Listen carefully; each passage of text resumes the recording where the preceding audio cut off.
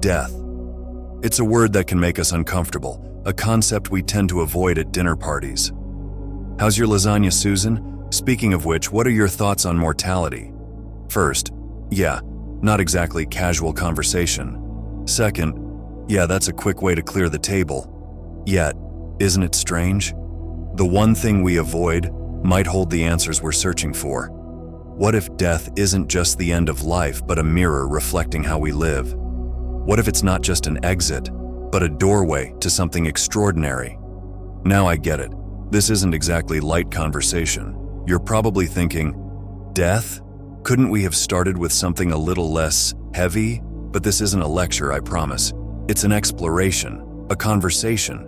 Think of it as looking into a mirror, not just at your reflection, but through it, to discover the hidden truths about life, love, and yes, even the mysteries of the universe.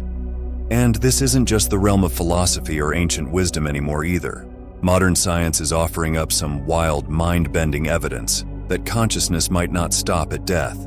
That maybe, just maybe, the story doesn't end when our heartbeat does.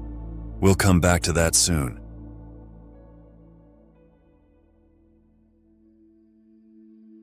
But first, let's ask the uncomfortable questions we often avoid. Why is death so hard to face? Why do we tiptoe around the one certainty we all share? For most of us, death is the ultimate unknown, so we bury it. We distract ourselves, drown it out with the busyness of life, pretending it's not there. So we tell ourselves there's time, always more time. But the Stoics of ancient Rome had a different perspective. They believed death wasn't an enemy to avoid, but a companion to acknowledge. To them, death wasn't the thief of life. It was the very thing that gave life its urgency and meaning. The Stoics saw death as a natural part of existence, as inseparable from life as day is from night. Seneca, one of Rome's great Stoic philosophers, wrote that we should prepare our minds as if we were already at the end of life, not to despair, but to live with focus and intention. They believed that only by facing the inevitability of death could we see life for what it truly is, fleeting, fragile, and unbelievably precious. Death, they taught, strips away our illusions. It reminds us that our grudges, our fears, and even our ambitions are just distractions from what really matters. To the Stoics, death was not just a moment at the end of life. It was a guide, walking beside us every day, whispering a profound truth.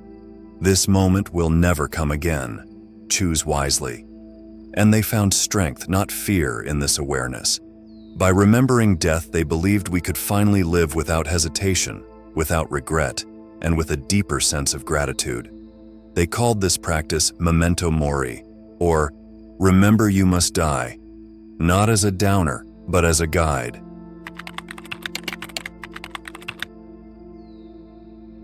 Now imagine waking up every day with this thought. If today were my last, how would I spend it? Now I'm not saying quit your job and go skydiving immediately, but think about it. Doesn't that thought bring clarity? It's like death saying, hey, don't sweat the small stuff because, spoiler alert, you don't have forever. The truth is, death teaches us urgency. It asks, why wait to say I love you?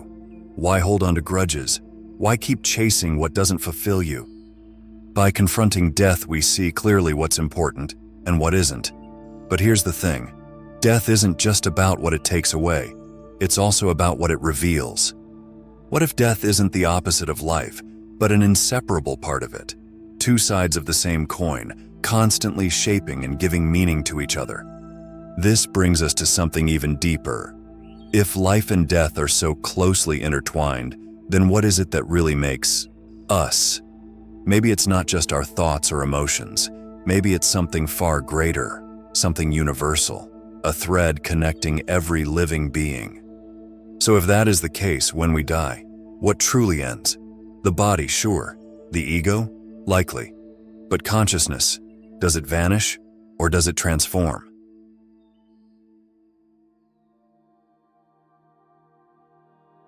Modern science is beginning to explore this very possibility, and the findings are nothing short of extraordinary. Theories now suggest that consciousness may not be limited to our physical brains, but could be part of something much larger, a universal field of awareness that we all share. Now, here's where it gets truly fascinating and a bit like a sci-fi movie. Inside your brain, there are tiny microscopic structures called microtubules. They're like the support system that holds your neurons together. But according to physicist Roger Penrose and anesthesiologist Stuart Hameroff, these structures might be doing much more. They propose that microtubules are not just supporting the show, they are the stage.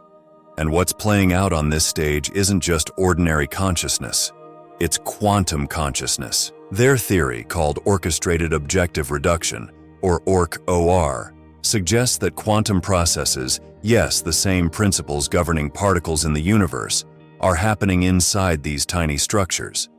In other words, consciousness might not just exist in our brains but could be a quantum phenomenon, deeply tied to the fabric of the universe itself.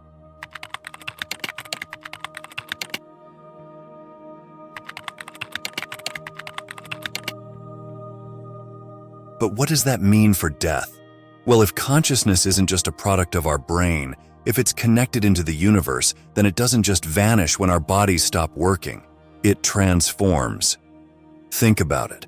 Death could be less like turning off a light and more like the light changing rooms. Perhaps consciousness flows, shifts, or changes form. Like water returning to the ocean or stardust finding its way back to the stars. Wild, right? Suddenly, death doesn't seem so final anymore.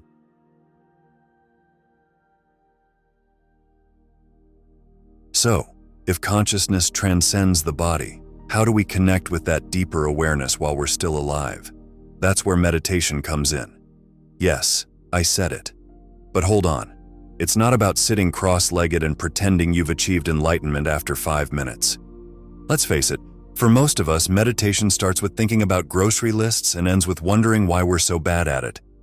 But don't worry, you're not supposed to be good at meditation. That's not the point.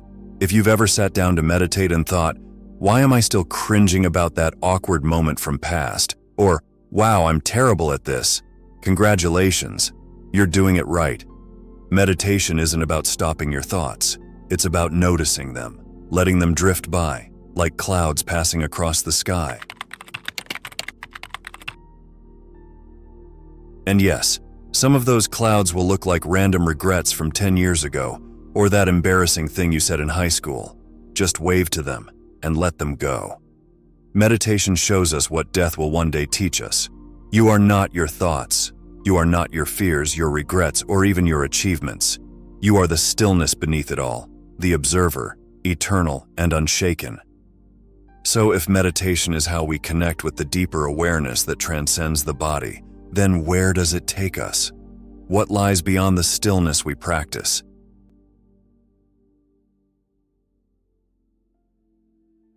Perhaps the answer is found in one of the universe's simplest and most profound truths: the dance between sound and silence. What is silence, if not the space where sound takes shape? And what is sound, if not the energy that animates silence? Like breath itself, they exist together, inseparable, each one giving life to the other. In the same way, isn't life shaped by death, and death by life, each one defining the other, in a cosmic rhythm that never ceases? The universe operates in perfect harmony. The sun rises without rushing, rivers flow without hesitation, stars shimmer silently, unbothered by our need to control everything. And yet, in our busy lives, many of us find ourselves out of sync, constantly chasing noise, filling every quiet moment with distractions. It's like we're afraid to sit still long enough to hear what silence might have to say. Honestly, if silence were a person, it'd probably be saying, "Hey, I've been trying to tell you something important, but you keep scrolling through Instagram." But maybe our discomfort with silence reveals something deeper. Maybe it's not silence we're avoiding, it's ourselves. The thoughts we've ignored, the truths we've buried, the stillness that feels just a little too honest. Maybe this is what meditation is really about: finding our place in the balance between sound and silence, life and death. It's not about silencing the noise or clinging to the quiet. It's about surrendering to the rhythm of it all, letting it flow through us like waves returning to the sea.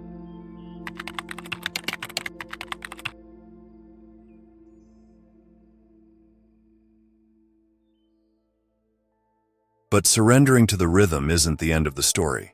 There's another layer waiting to be explored. If sound and silence teach us about the rhythm of life and death, then love shows us how to move within that rhythm. When we truly love, a part of us always dies.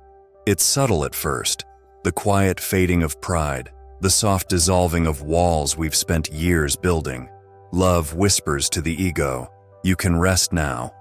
And for a moment, the self we thought was so important begins to let go.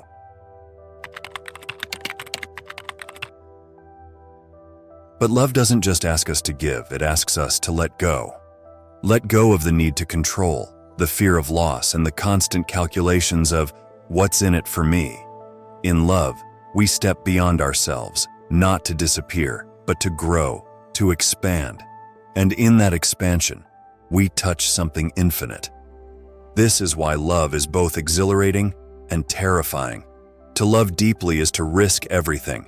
It's standing at the edge of a cliff, knowing you might fall, and jumping anyway.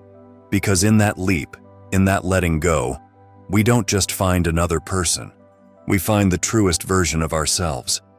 Love, in its purest form, isn't about possession or attachment.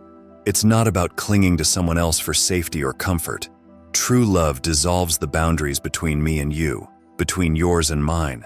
It strips away the illusion of separateness and reminds us that we were never really apart. And isn't that what death teaches us too? To let go of the self, to dissolve back into the greater whole? Maybe that's why love and death feel so intertwined. They both ask us to trust in what lies beyond the known. Love shows us how to lose ourselves, not in pain, but in freedom. It's not about erasing who we are, it's about becoming something greater. And this is what makes love so powerful. It's a rehearsal for the ultimate surrender. When we love fully, we begin to understand death not as an end, but as a transformation. Love dissolves the ego so that connection can take its place. Death dissolves the body so that consciousness can return to the home. Life gives us questions, and death gives us answers. Love, somewhere in the middle, reminds us why the questions matter. Today's journey isn't about final answers. It's about learning to live the questions with courage and grace. So now, we turn the questions to you. How do you make sense of this rhythm we call life and death? How does love fit into the mystery? We'd love to hear your reflections. Share them below. Now, normally, this is where I'd suggest you check out a few of our other videos. But let's be honest, every video on this channel is a gem. Seriously, why not explore the channel and see what treasures are waiting for you? And hey, if you enjoyed this, hitting the like button or sharing it would mean the world to us. Well, subscribing would not hurt either. Not rocket science, but trust me, it makes a huge difference. You'll get more videos like this and we'll keep bringing you the content you love. Until next time, keep questioning, keep exploring, and maybe, just maybe, keep a little space for the mystery.